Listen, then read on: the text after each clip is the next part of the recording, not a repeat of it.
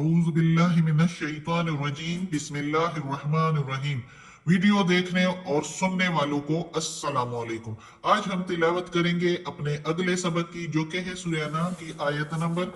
164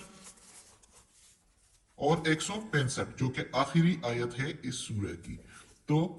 यानी कि आयत नंबर 164 एंड 165 इंशाल्लाह तिलावत करेंगे तर्जुमा के साथ और तफसीर के साथ।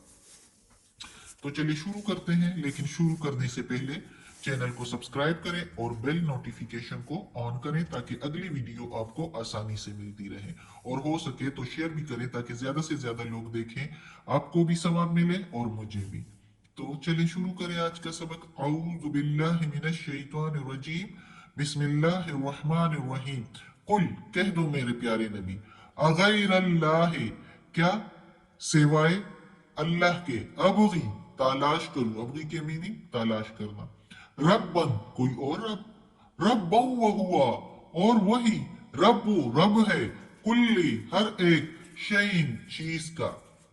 वला और नहीं, तकसिबु तुम कमाते या करते, कुल्लू हर एक, नफ्सिन जान, इल्ला मगर या सिवाय, अलैहा ऊपर उसके।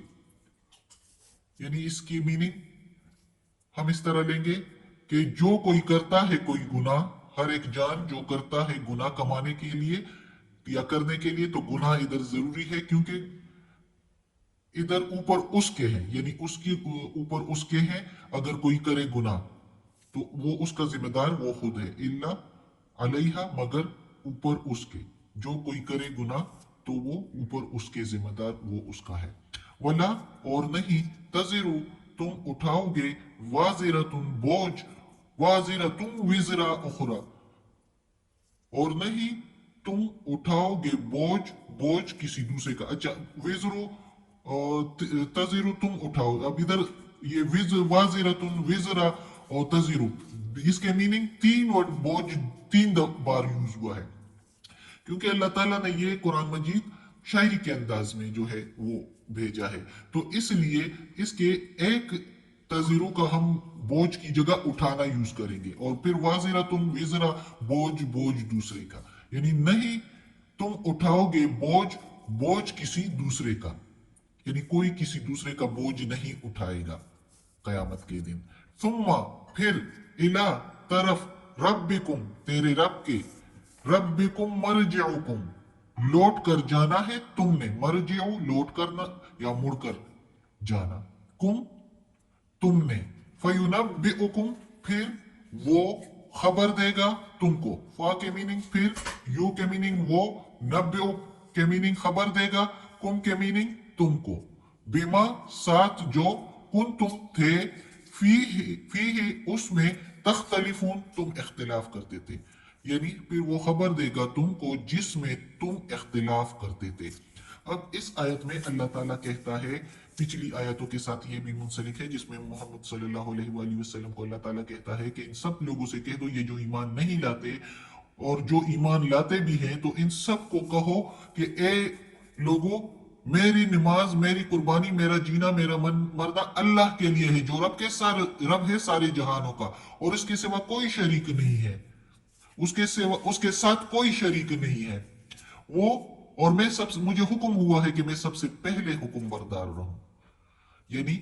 ये हम सब मुसलमानों के लिए अल्लाह ताला ने कहा है कि हम इस तरह कोशिश करें कि हम भी यही, कि अल्लाह के साथ कोई किसी को शरीक ना ठहराएं और सबसे पहले हुक्म बरदार होने की कोशिश करें, कि हम भी फर्मा बरदार बन जाए अल्लाह के, अल्लाह बनाए हमें। फिर अब अल्लाह ताला कहता है कि मेरे प्यारे नबी, कह दो इन सारे लोगों से, इन मुशरिकीन से, कि क्या तुम कहते हो कि मैं अल्लाह के सिवा किसी और रब को तलाश करूं, जिस तरह वो जो है बुतों को पूजते थे। तो वो अल्लाह ताला कहता है कि इनसे कहो कि तुम लोग समझते हो या कहते हो कि मैं कोई और रब तलाश करूं, हालांकि वही अल्लाह जो है रब है हर चीज का, और किसी का गुनाह, जो कोई गुनाह करता है तो वो उसके सर पर है, उसके जिम्मेदार वो खुद है जो करता है, कोई और उसके गुनाह का बोझ नहीं उठाएगा किसी दूसरे के गुनाह का। ये इस आयत में अल्लाह ताला ने इसलिए ये जवाब भी दिया है मुशरिकीन को, कि मुशरिकीन, हर बंदा जो मुसलमान हो जाता था ज्यादातर जो मुसलमान हो गए थे नए नए, तो उनको कहते थे कि वो उनके रिश्तेदार के वापस अपने दीन में आ जाओ, यानी वापस मुर्तद हो जाओ और बुतों को पूजो, ताकि और तुम्हारे गुनाह का अगर है तो वो हम अपने सर ले लेंगे। काफिर लोग इस तरह कहते थे मुसलमानों को कि वापस जो है दीन इस्लाम छोड़कर वापस हमारे दीन में आ जाओ, बुत परस्ती करो, नऊजुबिल्ला कह रहे थे मुसलमानों को, और तुम लोगों के गुनाह जो है हम अपने सर लेते हैं। तो अल्लाह ताला ने जवाब दिया कि कोई किसी गुनाह का बोझ नहीं उठाएगा, हर गुनाह करने वाला बोझ खुद अपने गुनाह का बोझ खुद उठाएगा। इसलिए कि अगर तुम गुनाह करोगे तो उसका बोझ कोई और कभी नहीं उठाएगा। जो अमादा करेगा, जिस तरह मुसलमानों में भी कोई कहे कि तुम ये काम कर लो है, अगर इसका गुनाह है वो मैं इस गुनाह मेरे सर पर, तो कोई करेगा तो इस खुशफहमी में या गलतफहमी में कि इसका गुनाह तो उसने अपने सर ले लिया, मैं कर लूं, तो ऐसे नहीं होगा। जिसने अमादा किया होगा उसको इसका अमादा करने का गुनाह मिलेगा, और जो गुनाह करेगा उसको उस गुनाह करने का गुनाह मिलेगा। और अगर उसने गुनाह नहीं किया तो दोनों को गुनाह नहीं मिलेगा, क्योंकि जिसने अमादा किया था लेकिन चूंकि उसने गुनाह नहीं किया, तो अल्लाह बड़ा मेहरबान है, माफ करने वाला है। अल्लाह ताला कहता है कि जिसने गुनाह किया किसी के कहने पर और ये खुशफहमी में कि इसका गुनाह उसने अपने सर लिया, तो अल्लाह ताला कहता है कि फिर मेरी तरफ ही मुड़कर आना है तुमको, यानी मौत के बाद तो मेरी ही तरफ आना है, फिर मैं खबर दूंगा तुमको कि जिस चीज में तुम इख्तिलाफ करते थे तो क्या इसका अब फैसला है, इसका रिजल्ट क्या है, अब तुम्हें क्या मिलेगा सजा के जजा।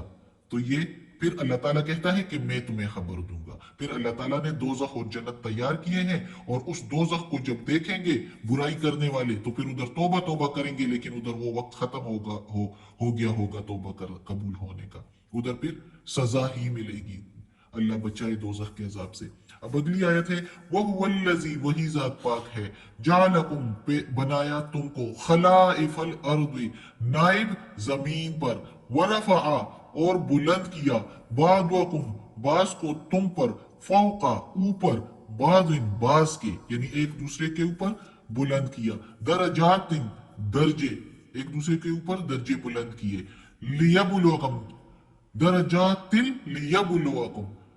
एक दूसरे पर दर्जे बुलंद किए ताकि आजमाए तुमको। ली के मीनिंग ताकि, यबुलवा आजमाना, कुम के मीनिंग तुम, ताकि आजमाए तुमको, फी जो,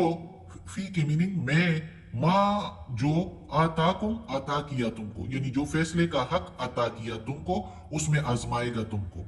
इन्ना, बेशक, रब का, रब तेरा, सरीउल इकाब, जल्द अजाब देने वाला है या जल्द हिसाब लेने वाला है। वह इन्नहु, और बेशक वो, लगफूरुन, बख्शने वाला है, लगफूरुर रहीम, बख्शने वाला और मेहरबान है। अब इस आयत में अल्लाह ताला कहता है कि वही जात पाक है जिसने तुमको बनाया जमीन पर अपना नाइब,